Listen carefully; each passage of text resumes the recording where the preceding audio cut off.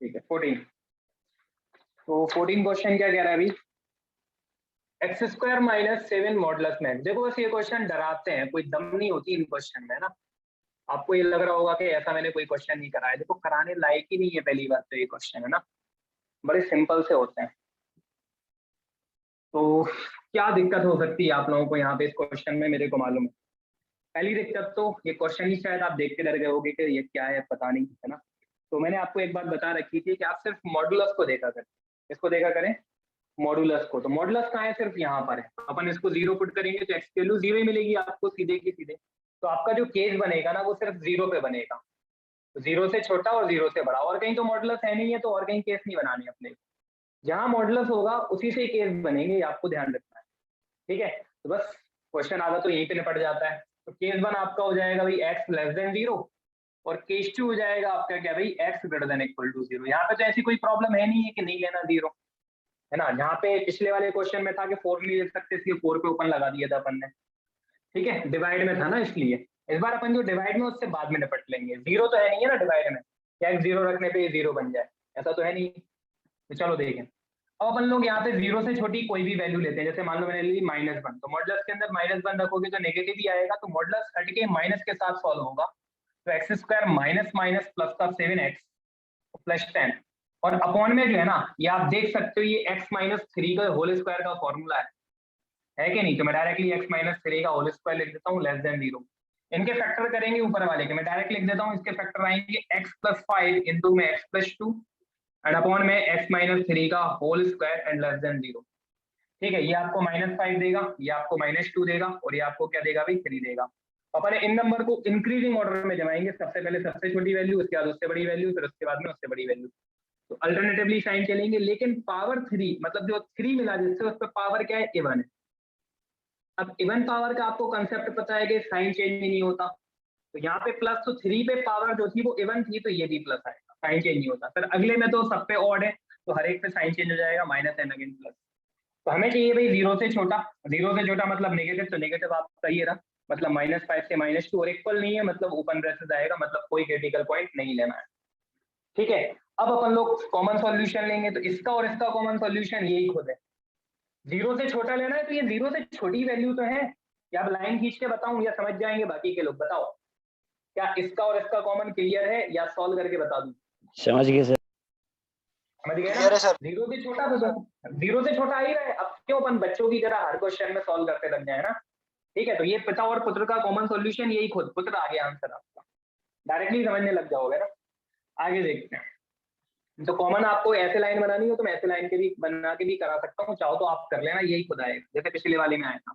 अब जीरो से बड़ी कोई वैल्यू लेंगे, तो जीरो से बड़ी मतलब पॉजिटिव वैल्यू लगी है, जैसे 1 ले लिया, तो 1 लिया तो मॉडुलस के अंदर पॉजिटिव आ रहा है, तो मॉडुलस हट के प्लस के साथ ओपन होगा, तो x square minus 7x plus 10, और अपॉन में तो x माइनस 3 का होल स्क्वायर ऑलरेडी है ही, और लेस देन जीरो हो जाएगा। ठीक है ना, ऊपर वाले को सॉल्व करेंगे तो इसके फैक्टर कितने हो जाएंगे, x प्लस 2 और x माइनस 5। ये आ रहा है कि नहीं आ रहा है, नहीं ये नहीं आएगा, 5 और 2 तो होंगे ही नहीं होंगे, इसके फैक्टर हो रहे हैं कि नहीं हो रहे हैं, हो रहे हैं। अच्छा x माइनस 5 x माइनस 2 है, ये रहेगा, और अपॉन में x माइनस 3 का होल स्क्वायर है और लेस देन जीरो, है ना। तो ये आपको 5 देगा, ये आपको 2 देगा, ये आपको 3 दे रहा है। इनको इंक्रीजिंग ऑर्डर में जमा देंगे, सबसे छोटा 2 है, उससे बड़ा 3 है, और सबसे बड़ा कौन है 5 है। ठीक है ना, अल्टरनेटिवली साइन चलेंगे प्लस माइनस, लेकिन 3 पे जो पावर है वो इवन है, तो 3 पे साइन चेंज नहीं होगा, माइनस है तो माइनस ही रहेगा, फिर अगेन प्लस।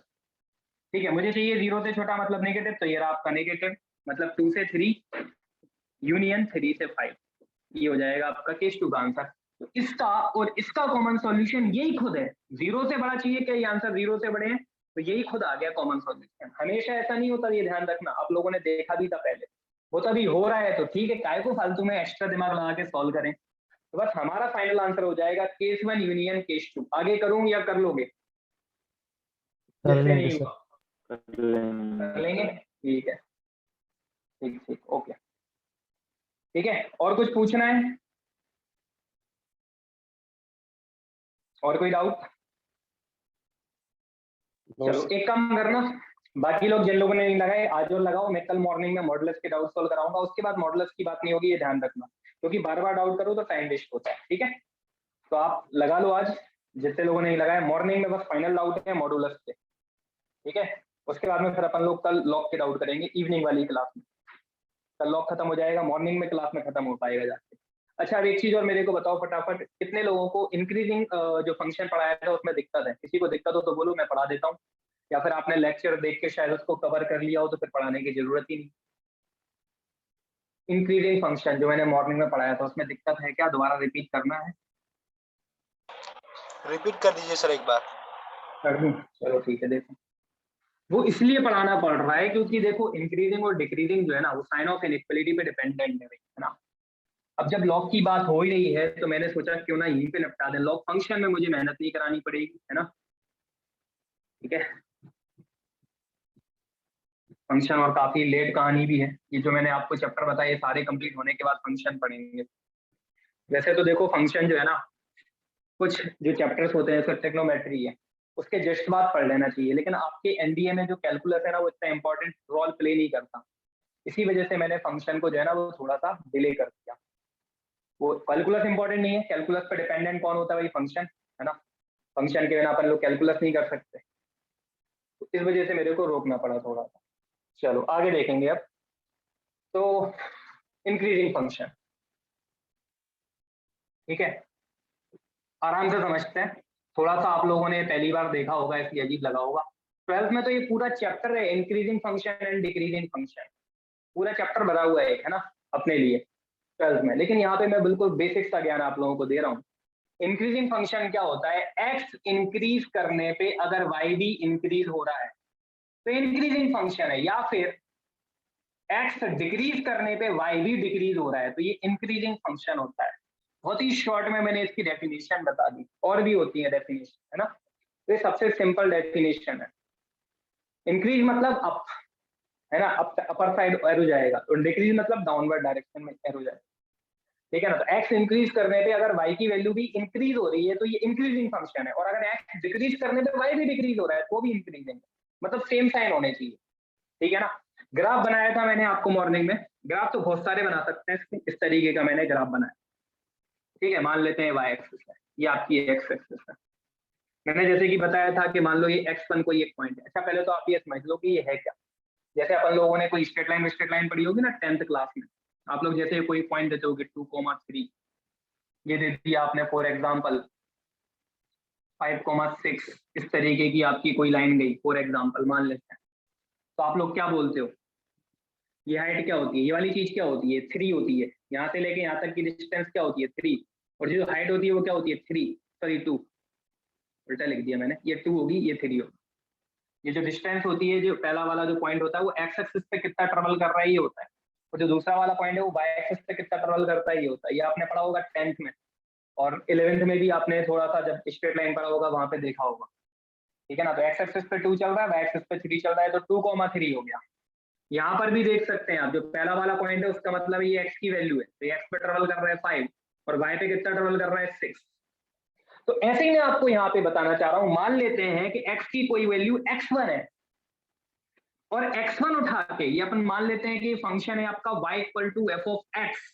आप ये x1 उठा के यहां रखोगे तो y की वैल्यू क्या मिलेगी आपको? f ऑफ x1 ही मिलेगी ना भाई, ठीक है ना। तो इस पॉइंट के जो कोऑर्डिनेट हो जाएंगे वो जाएंगे x1 कॉमा y की वैल्यू क्या है आपकी? f of x1। तो ये x की वैल्यू हो गई, y की वैल्यू मतलब ये हाइट, तो ये हाइट आपकी f ऑफ x1 हो गई। दूसरी वैल्यू में कोई और ले लेता हूं, जैसे कि x2, है ना।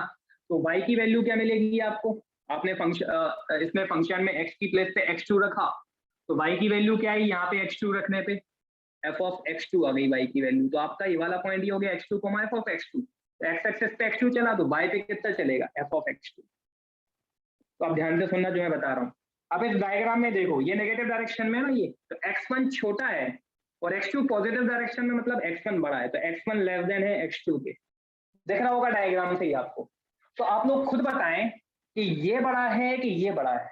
ऑब्वियसली f ऑफ x2 बड़ा है और f ऑफ x1 छोटा है, तो f ऑफ x1 जो है वो लेस देन होगा f ऑफ x2 का। तो क्या साइन ऑफ इनइक्वालिटी चेंज हुई? लेस देन था पहले भी और अभी भी फंक्शन लगाने के बाद भी लेस देन ही है। मतलब फंक्शन को हटाओ या फंक्शन को लगाओ, फंक्शन को हटाओ तो ये मिलेगा और फंक्शन को लगाओगे तो ये मिलेगा। चाहे तो फंक्शन को हटा दें, फंक्शन हटाना मतलब f हटा दो, तो भी क्या साइन वही है, बिल्कुल सही है। और ये आपने x ले लिया, ये लिखा हुआ है, आप इसमें आप फंक्शन लगा रहे हो, तो फंक्शन लगाने पे भी क्या साइन ऑफ इनइक्वालिटी चेंज हुई? नहीं हुई। तो इंक्रीजिंग फंक्शन में चलिए आप फंक्शन लगाएं या फंक्शन को हटाएं, साइन ऑफ इनइक्वालिटी चेंज नहीं होती। अच्छा, फंक्शन हटाना या लगाना क्या होता है? जैसे कि मान लो मैंने लिख दिया log x less than log y, अपन ने जैसे मान लो ये फंक्शन हटाया, log हटाया, तो अपन को बस ये देखना है कि साइन ऑफ इनइक्वालिटी चेंज होगी कि नहीं होगी। तो ये मैं आपको log में बताऊंगा कब होगी और कब नहीं होगी, ठीक है ना। तो इसको कहते हैं फंक्शन को हटाना। तो ज्यादातर अपन लोग log को हटाते हैं। तो हटाने पे अगर इंक्रीजिंग फंक्शन है, log हटा रहा हूं मैं, अगर log इंक्रीजिंग हुआ तो साइन ऑफ इनइक्वालिटी चेंज नहीं होगी। देखो वही की वही रखी है मैंने साइन ऑफ इनइक्वालिटी। अगर यही डिक्रीजिंग होता तो साइन ऑफ इनइक्वालिटी चेंज हो जाती, मतलब कैसा हो जाता? ऐसा। इसको कहते हैं साइन ऑफ इनइक्वालिटी चेंज होना, और इसको कहते हैं चेंज नहीं होना। तो अगर फंक्शन इंक्रीजिंग है तो साइन ऑफ इनइक्वालिटी जो लगी हुई है यहाँ पे, ये चेंज नहीं होती है। तो उम्मीद है सबको समझ में आ गया होगा, या फिर और डिटेल में बताऊं फिर मैं? हाँ, कोई डाउट है इधर?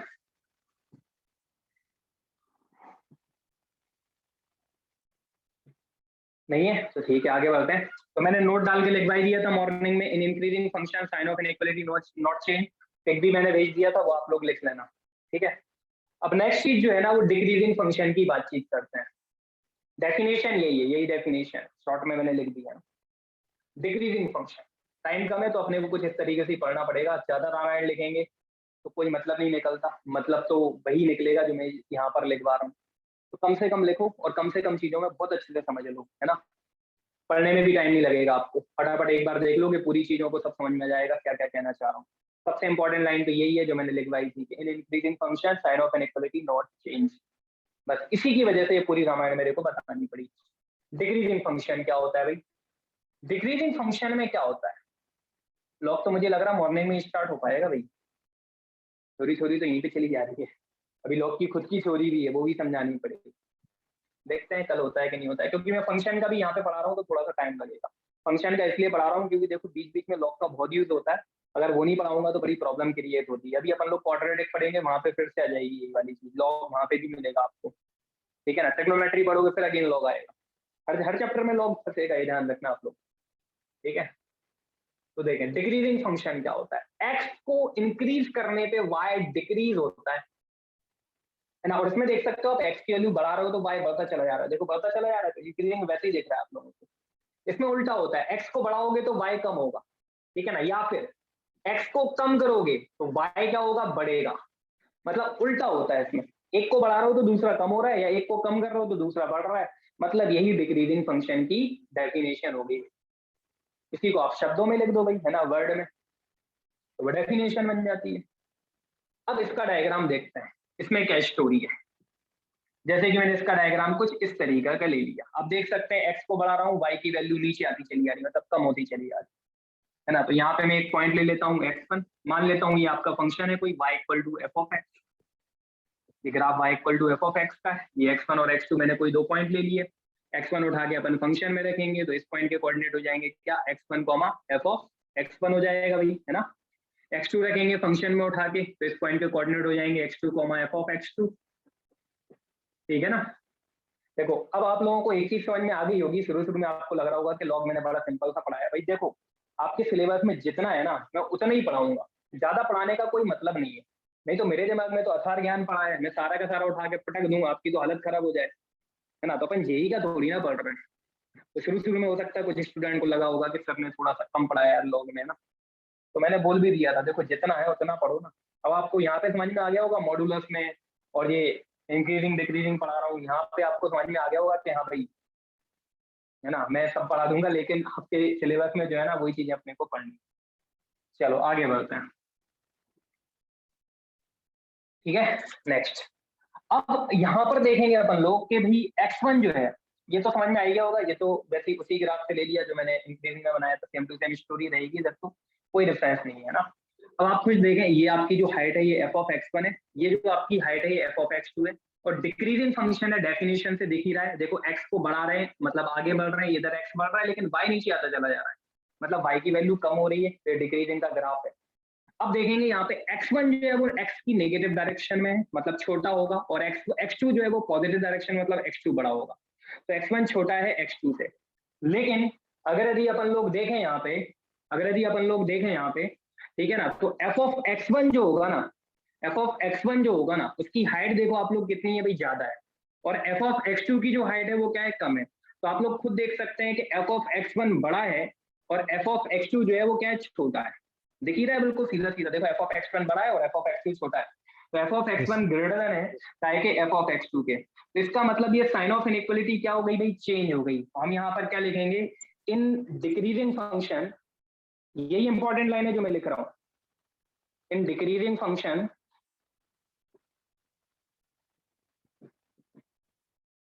sign of inequality will change, sign of inequality change, ठीक है ना।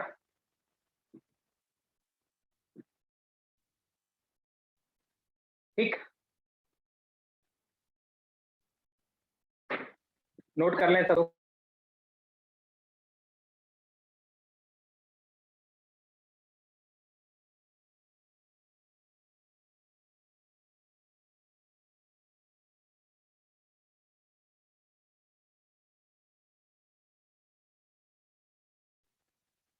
ठीक है, ये नोट कर लो सब लोग। ठीक है, आज के लिए इतना ही, थोड़ा मेरे को अर्जेंट काम है कुछ ज्यादा ही, है ना, तो इसलिए आज अपन लोग बस इतना ही पढ़ेंगे, बाकी फिर मॉर्निंग में पढ़ा दूंगा ना, 10 मिनट पहले छोड़ रहा हूँ बस।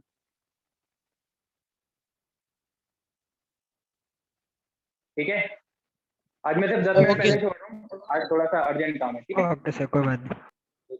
चलो मैं कोई लेक्चर बात को close. Thank you sir. Thank you sir. Thank you sir. जय हिंद सर। वेलकम, जय हिंद, जय हिंद, जय हिंद, जय हिंद। जय हिंद।